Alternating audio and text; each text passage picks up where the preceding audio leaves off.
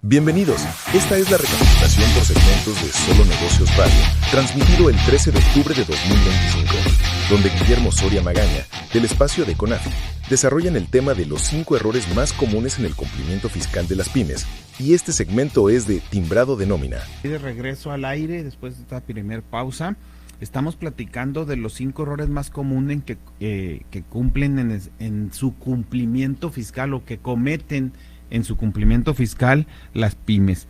Es muy común que estos errores quizás sea sin querer, quizás sea por desconocimiento, porque pensamos que no pasa nada o cuestiones así, pero al final de cuentas pues nos pueden generar problemas fiscales, problemas económicos, problemas serios como empresarios.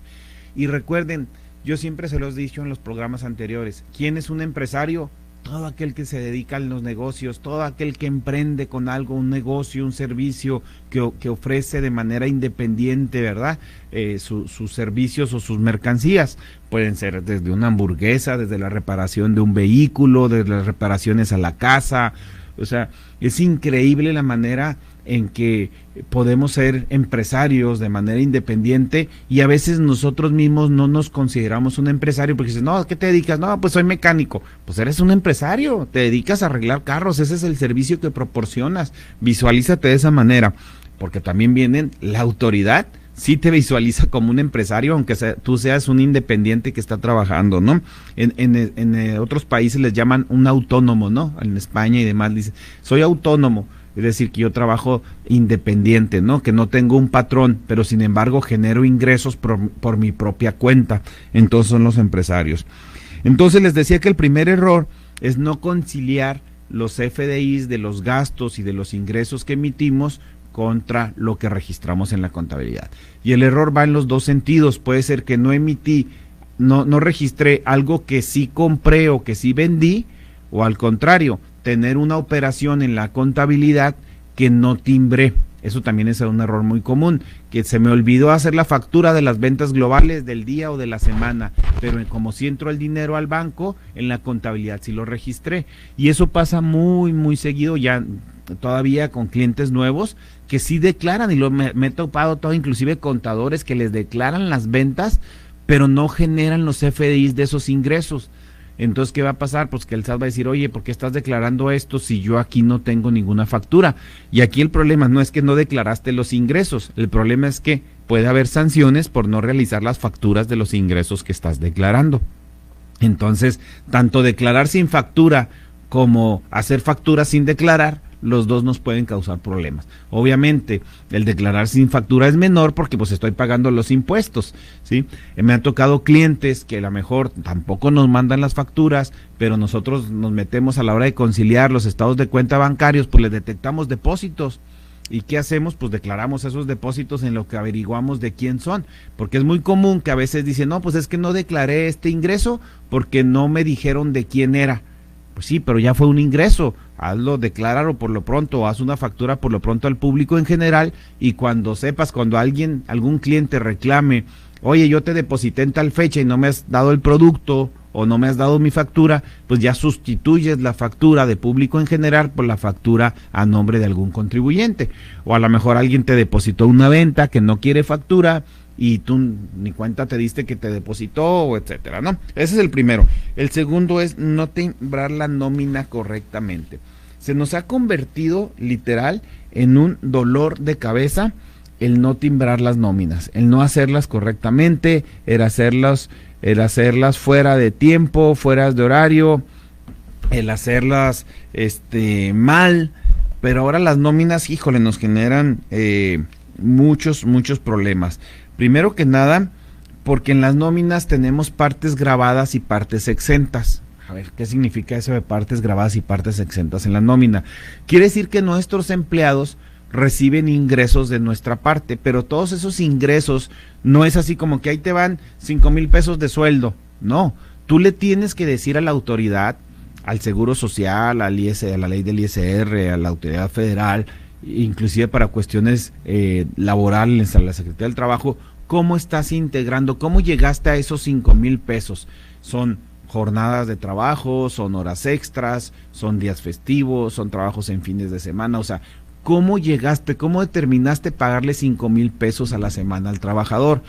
Ese también es un problema muy, muy grande. Cuando entran a trabajar una empresa, él dice, no, pues te voy a pagar 5,000 pesos a la semana, antes o después de impuestos, incluyendo bonos o sin incluir bonos, incluyendo prima dominical o sin, ¿sí me explico?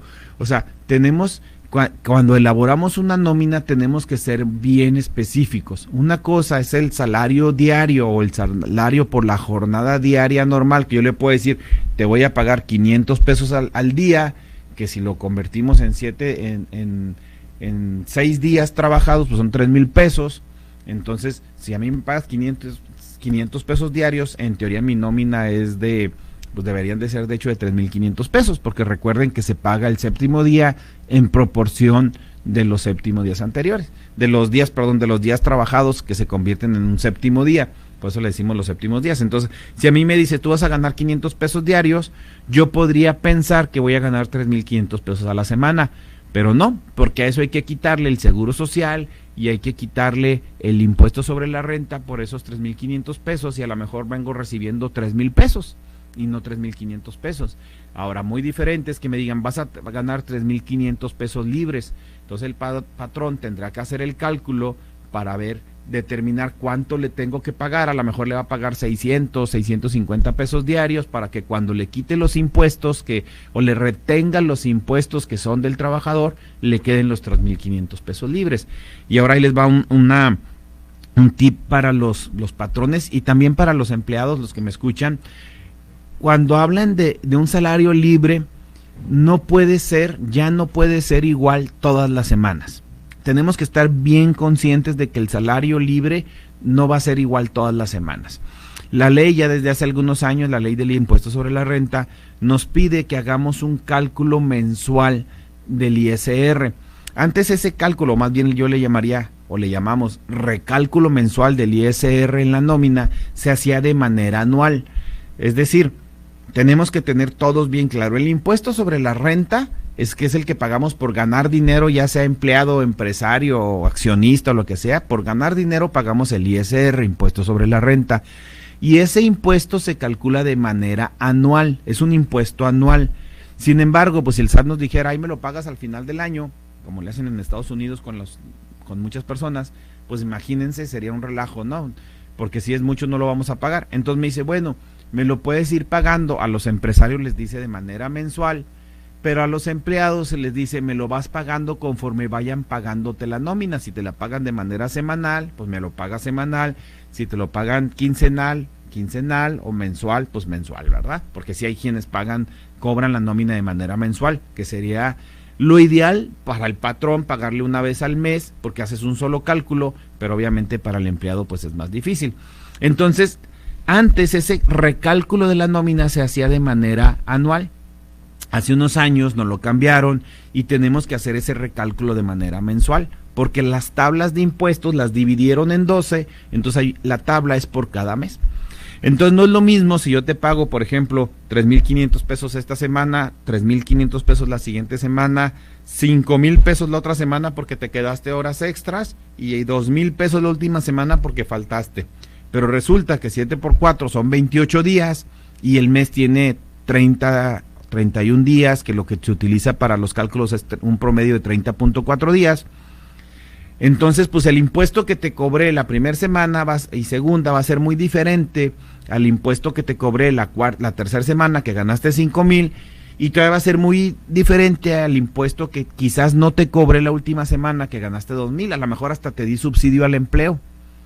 Entonces, por eso es que el SAT dice, espérate, recalcúlamelo de manera mensual, y entonces si le tienes que quitar más, le vas a hacer un ajuste y le vas a cobrar el impuesto que te falte. Y si le quitaste de más, se lo vas a devolver ese impuesto o se lo vas a compensar con el impuesto de esa semana y se lo vas a enterar al trabajador. ¿Por qué hizo esto el SAT? Porque descubrió que algunos empleados de repente el patrón les entregaba subsidio al empleo, que es la ayuda que te da el gobierno, pero no tenían derecho. Ya cuando hacían el cálculo mensual, una semana le pagaban comisiones o algo y resultaba que no tenían derecho. Entonces ahorita lo que está haciendo el SAT es que nos está obligando a los patrones a hacer un ajuste mensual que a veces le va a quitar más impuesto o le va a quitar menos impuesto y por lo tanto en la última semana aparentemente le cobra menos impuestos. Lo único que va a pasar es que le hizo ese ajuste. Entonces, el problema aquí es que esa nómina debe estar timbrada, tiene que estar reportada. Nosotros cuando timbramos a la nómina le estamos reportando al SAT.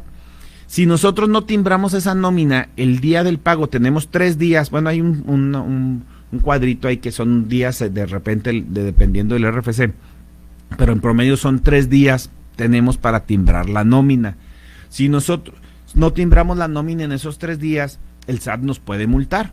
No les digo que ya no le va a ser no deducible, no nos vamos a ese extremo, porque yo ahorita puedo timbrar las nóminas de todo el año, si no las he hecho, las puedo timbrar ahorita. Nada más me va a preguntar la fecha real de pago.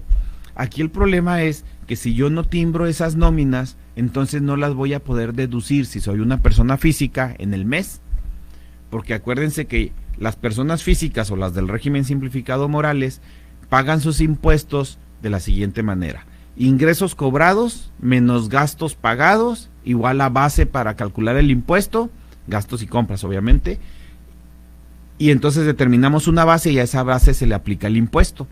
En esa base, en esas disminuciones, pues están las compras, los gastos, las nóminas, el seguro social y demás. Entonces, si yo no timbro mi nómina, yo no la puedo hacer deducible, por lo tanto voy a pagar más impuestos. Entonces, ojo con eso, me han tocado y me toca hasta la fecha conocer casos, nosotros que nos dedicamos a la parte de sistemas para las empresas, me dicen, oye, es que me urge un sistema de nómina porque me están revisando y no he timbrado las nóminas de todo el año. Yo así, ¿cómo que no has timbrado las nóminas de todo el año? Entonces, para empezar, los empleados no tienen su comprobante de nómina. Segundo, ¿cómo vas a deducir esas nóminas si no las timbraste? Ese es un problema, ¿verdad? Tercero, pues sí las vas a poder timbrar ahorita, pero te pudieran multar porque no las timbraste en los 3 días que te da el SAT para timbrarlas. Entonces aquí podemos tener un problema interesante. Entonces sí tenemos que estar muy pendientes nosotros como patrones que se timbren la nómina. Yo me he fijado que muchos, inclusive de mis clientes, ni siquiera se dan cuenta si las nóminas están timbradas o no, porque nosotros le mandamos la lista de raya, inclusive los recibos de nómina, y el cliente o el contribuyente dice, no, pues ya, el contador ya hizo su trabajo, pero es muy común que el contador por X o Y no las timbre y las deje pendientes y nosotros ni cuenta nos damos. Entonces, ojo, supervisen que estén timbradas sus nóminas para que coincidan. Vamos a una pausa y regresamos. Agradecemos su atención. Solo Negocios Radio se transmite de lunes a viernes de 4 a 5 p.m. a través de Radio Mexicana 1300 AM de Ciudad Juárez o en nuestras redes sociales. Si gusta ver los siguientes segmentos, el programa completo u otros programas y segmentos, siga indicaciones en el texto adjunto o visite www.solonegocios.mx. Radio Mexicana, nuestras noticias, presentó